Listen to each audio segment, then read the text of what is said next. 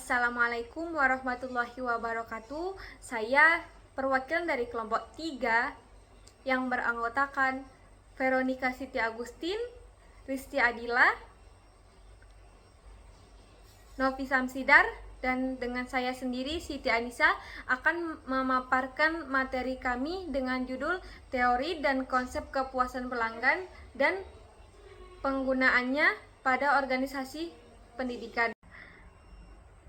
Baiklah, selanjutnya di sini ada hakikat pelanggan organisasi pendidikan. Dalam hakikat pelanggan organisasi pendidikan itu ada beberapa macam. Yang pertama itu pelanggan utama. Pelanggan utama ini berarti pelajar adalah fokus utama atau prioritas utama dalam sistem pendidikan. Semua layanan, fasilitas yang disediakan adalah untuk memenuhi kebutuhan dan mendukung pembelajaran seorang peserta didik. Yang kedua ada ibu bapak atau penjaga. Ibu bapak atau penjaga ini maksudnya adalah penanggung jawab para pelajar.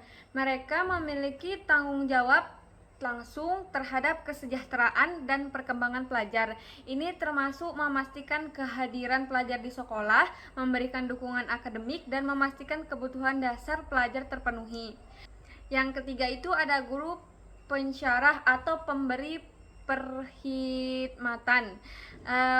Pemberi perkhidmatan ini maksudnya meskipun mereka memberikan layanan pendidikan, mereka tuh juga harus dianggap sebagai pelanggan dalam konteks tertentu. Misalnya mereka membutuhkan sumber daya yang memadai, pengembangan profesional, dan dukungan administrasi untuk dapat memberikan pelayanan yang terbaik. Yang keempat itu ada kaki tangan sokongan atau seperti guru. Mereka memiliki peran yang sama pentingnya dengan guru dalam mendukung proses pembelajaran, meskipun secara tidak langsung mengajar di kelas. Nah, yang terakhir itu ada pihak berkuasa pendidikan atau badan kerajaan atau pihak berkepentingan. Maksudnya itu adalah pihak yang memiliki wewenang dalam menentukan kebijakan pendidikan, mengalokasikan anggaran, dan mengawasi pelaksanaan program pendidikan. Nah, selanjutnya itu ada identifikasi pelanggan organisasi pendidikan. Nah, di dalam identifikasi pelanggan organisasi pendidikan ini terdapat 3 bagian. Yang pertama itu pelanggan utama. Pelanggan utama ini adalah kumpulan yang mendapat manfaat langsung daripada penkhidmatan yang diberikan seperti pelajar dan ibu bapak. Yang kedua itu ada pelanggan dalaman atau internal customer. Maksudnya adalah kaki tangan seperti guru, pensyarah, dan kaki tangan sokongan yang terlibat secara langsung dalam operasi harian organisasi pendidikan. Yang ketiga itu ada pelanggan sekunder atau secondary customer. Pihak-pihak yang tidak berinteraksi secara langsung dengan penkhidmatan harian, tetapi mempengaruhi atau dipengaruhi oleh keberkesanan organisasi pendidikan, seperti majikan, badan kerajaan, dan masyarakat. Selanjutnya ada prinsip dasar kepuasan pelanggan organisasi pendidikan. Nah, berikut adalah prinsip dasar kepuasan pelanggan dalam konteks organisasi pendidikan. Yang pertama ada fokus pada keperluan dan jangkaan pelanggan.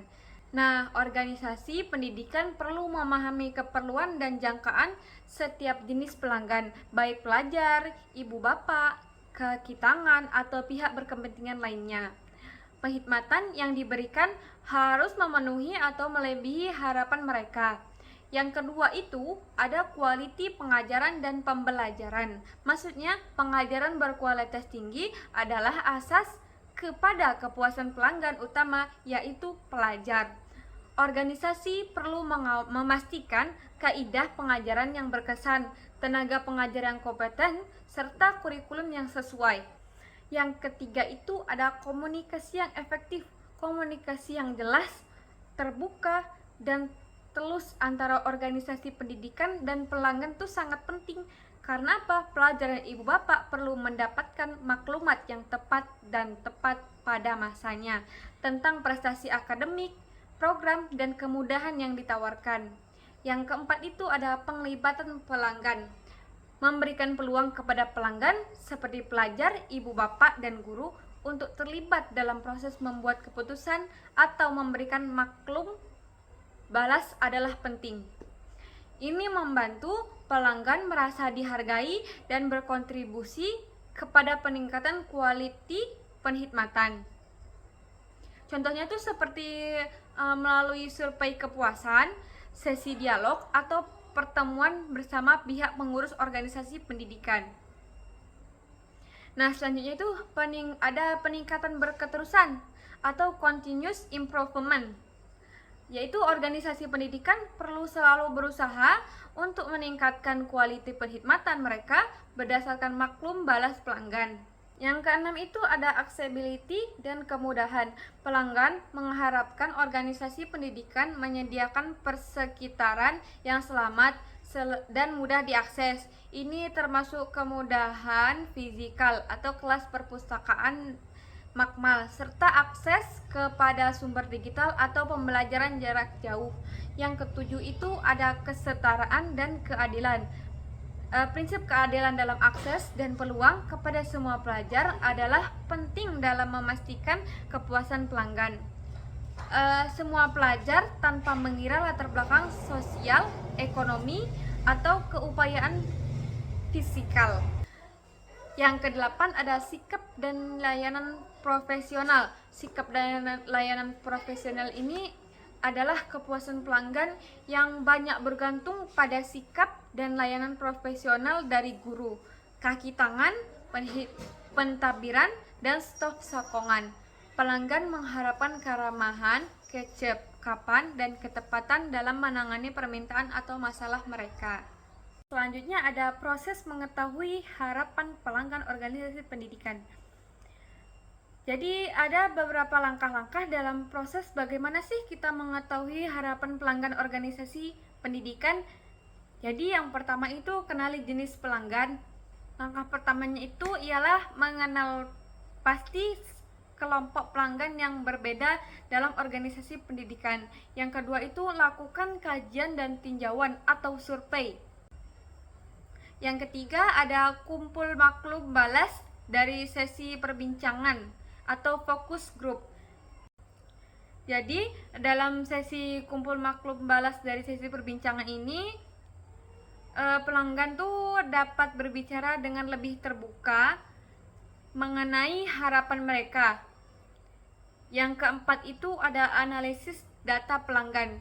Data pelanggan ini seperti prestasi pelajar, kadar kehadiran, aduan yang diterima, dan maklum balas berkala. Juga boleh memberikan petunjuk mengenai harapan pelanggan. Yang kelima itu adakan perbualan terbuka dengan pelanggan. Maksudnya itu menggalakkan komunikasi dua hal yang terbuka antara pengurus organisasi pendidikan dan pelanggan, terutamanya pelajar dan ibu bapak, membolehkan organisasi mendengarkan secara langsung harapan mereka. Yang keenam itu ada penilaian prestasi dan kepuasan atau feedback loop. Selepas mengumpul maklum balas dan harapan daripada pelanggan, organisasi pendidikan senantiasa menilai kembali keberkesanan penkhidmatan mereka. Yang ketujuh itu ada kajian pesaing dan tren industri. Jadi organisasi pendidikan juga boleh meninjau dan menganalisis pesaing dalam industri pendidikan serta tren-tren terkini dalam pendidikan, melihat bagaimana organisasi lain memenuhi harapan pelanggan mereka atau memperkenalkan inovasi dalam setiap sistem pendidikan. Boleh memberikan wawasan berguna. Ini membantu organisasi pendidikan meramalkan harapan pelanggan di masa depan dan membuat penambahbaikan awal. Yang kedelapan itu ada guna teknologi dan analitik data. Dalam era digital, teknologi seperti sistem pengurusan pelanggan atau platform maklum balas dalam talian boleh digunakan untuk menganalisis tingkah laku, keperluan, dan harapan pelanggan. Yang kesembilan itu ada audit quality dan benchmarking. Jadi OP juga boleh menjalankan audit quality secara berkala dan melakukan benchmarking terhadap standar pendidikan atau operasi yang ditetapkan oleh pihak berkuasa. Yang terakhir itu ada aksi tindak lanjut. Mengetahui harapan pelanggan saja tidak mencukupi tanpa tindakan setelah memahami harapan pelanggan organisasi pendidikan. Organisasi pendidikan tersebut harus mengambil langkah proaktif untuk memperbaiki kelemahan, memperkenalkan inovasi, dan mempertimbangkan mutu penghikmatan berdasarkan maklum balas yang diterima. Nah, materi yang terakhir ini membahas tentang metode pengukuran kepuasan pelanggan organisasi pendidikan.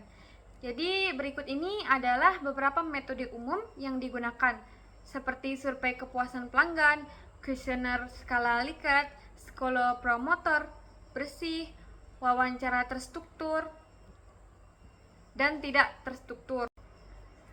Dari materi yang sudah saya jelaskan, dapat saya simpulkan teori kepuasan pelanggan berfokus pada bagaimana persepsi harapan dan pengalaman pelanggan terhadap produk atau layanan mempengaruhi tingkat kepuasan mereka dalam konteks organisasi pendidikan.